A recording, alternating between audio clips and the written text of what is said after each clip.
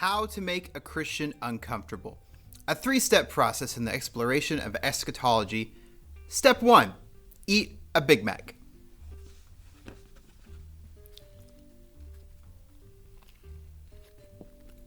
This is actually the first Big Mac I've ever had.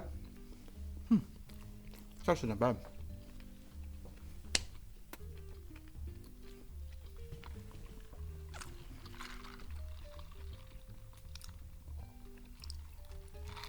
Step 2. Wait until a Christian asks you why you're eating a Big Mac. Step 3. Say it so that you can see Jesus before they do.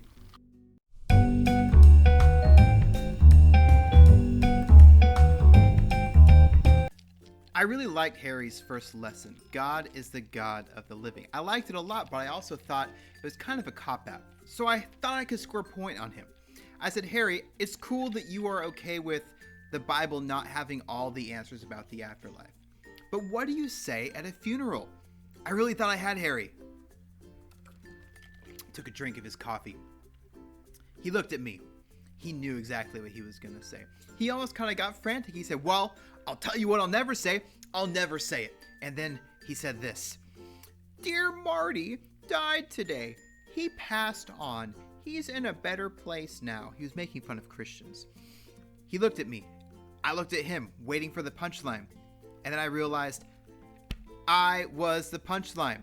Rabbi Harry said this, Patrick, if I tell people that their loved one, their dead family member, is now in a better place, I'm encouraging mass suicide. I might as well get up on the pulpit and say, hey, kill yourselves right now.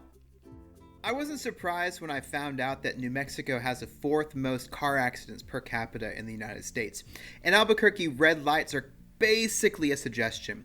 About a week after I met with Harry, there was a really nasty car and motorcycle accident just a block down from where we had lunch. It was crazy because the motorcycle basically disintegrated. There was just nuts and bolts and little pieces of plastic along the road. I might have been that guy who walked out of my office and looked at the car accident, but the crazy disaster was not why I remember this moment. The craziest part was what the motorcycle driver said to the newspaper when they asked him how he survived. He said, I can't believe I'm still alive. If I had been 1 foot to the left, 1 foot to the right, I would have died. I'd be in heaven right now. Wait, is Harry right?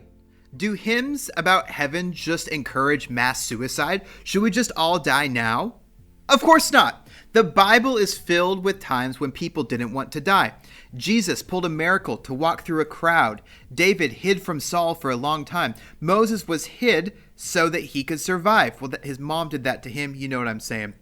The Bible is also filled with times when people asked God to kill them, but God said no. Job, Jeremiah, Jonah, the 3 J's, they all wanted to die. Spoiler alert, they all survived and God helped them out. If people in the Bible kept on living, maybe the point of Christianity is not about going to heaven when we die. In one of the most misunderstood verses in the entire Bible, Paul writes to the church in Philippi, and it looks like Paul is saying that dying is good.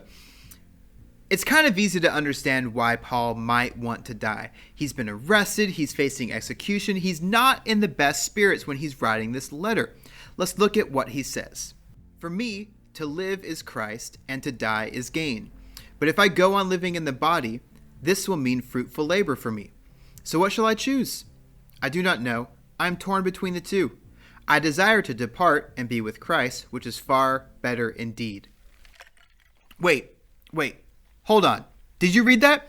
I should go to a better place because it's better indeed? Did Paul just say we should just die? Am I wrong? Should I just put poison in my McDonald's Coca-Cola? Oh, yes, God. Yes. Oh, that's not the entire book of Philippians. I need to read on. Oh, okay. Apparently, there's more to the verse than just the sentences that I selected. Let's read on. Oh, look at what Paul says next. But it is more necessary for you that I remain in the body. Oh, I get it now. Gotta take my poison out. Let's look at what Paul says after that. Convinced of this, I know that I will remain and will continue with all of you for your progress and joy in the faith, so that through my coming to you again, your exaltation in Christ Jesus will resound on account of me. So far, I've spent a lot of time talking about what doesn't matter, about things that aren't the point, but I haven't really talked about what is the point. So what's the point? The point is what Paul is talking about right now. This life matters. Paul says, sure, it would be easier to die, but he knows that people need him. Who are the people? The people he's writing to. And in the same way, there are people alive right now that need you too. They need you because you're the only person who can do exactly whatever it is that you do. You may not feel like it. In fact, there may be a voice telling you that you don't matter to other people. But there are people in the world who are better off because you exist. Who are the people that benefit just from you being you? Now, are you going to be a theologian and write letters that are read 2,000 years later? That was Paul's purpose. It's probably not yours. I know you're not a theologian because you're watching these videos. Theologians probably hate these videos. They probably don't eat Big Macs in theology school. Why do we keep on living? Because this life matters. Our friendships matter. Our lives matter. Why do they matter? Because our lives can make other people's lives better. Thank you so much for watching. I hope you learned a few things. I'll come back next week with another lesson about what the New Testament says about dying. And if you die before then, please ask Jesus if he likes pickles in his burger. Thanks a lot. I'll see you next week.